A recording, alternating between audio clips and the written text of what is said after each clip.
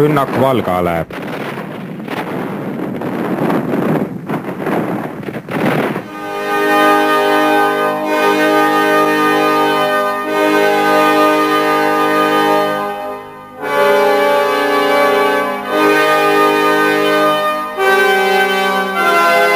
Põlev Võru.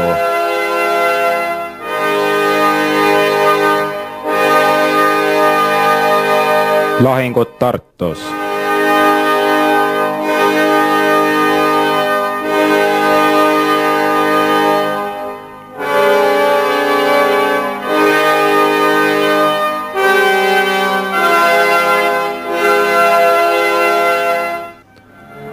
Neil viimastel kuudel ja päevadel enne Punaarmee kohale jõudmist olid sadamad ja rannad täis punast terrorit kartvaid sõjapõgenikke. Osa neist evakueeriti laevadega Saksamaale, teised pagesid kalapaatidel üle Läänemere. 70 000 inimest jättis oma kodu.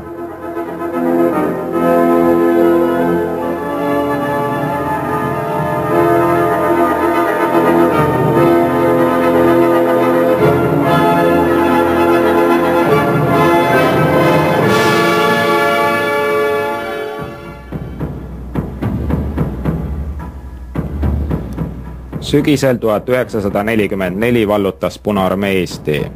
Pärast Saksa vägede väljatõmbamist võitlust jätkanud üksikud Eesti väeosad ei suutnud ülekaalukale jõule vastupanu osutada.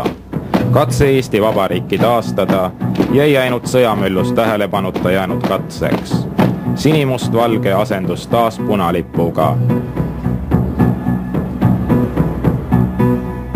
Kuid veel jätkusid lahingud Lääne-Eesti saartel.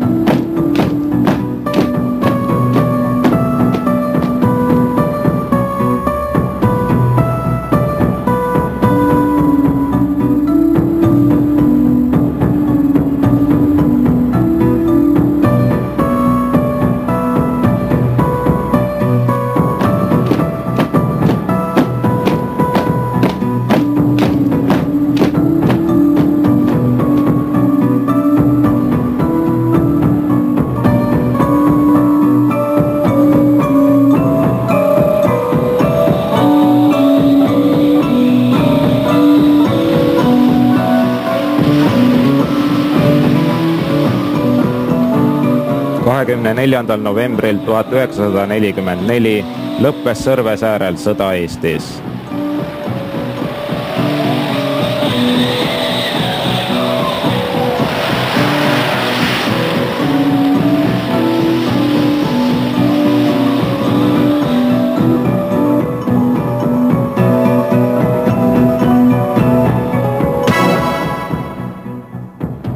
Eesti sõdurid olid sunnitud võitlema veel mõlemal pool rindejoont kuni sõja lõpuni. Punaarmee Eesti laskurkorpus Kuramaal sakslaste vastu ja Saksa SS-vägede 20. diviis Sileesias venelaste vastu.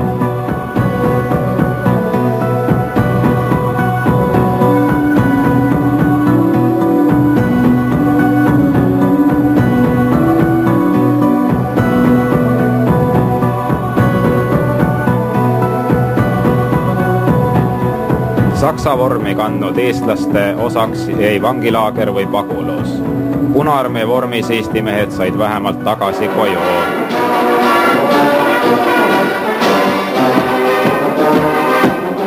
kuid lipud, mille all nad tulid, jäid Eestis lehvima veel pooleks sajandiks.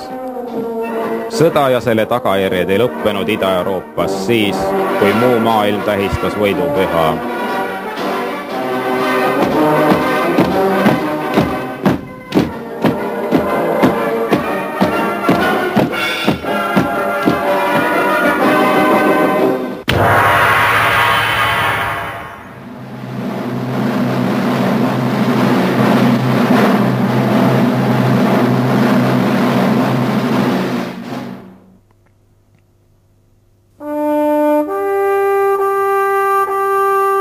Teine maailmasõda sai lõplikult ja pöördumatult minevikuks alles siis, kui Eesti Vabariigi territooriumilt lahkus viimane Vene sõdur 31. augustil 1994.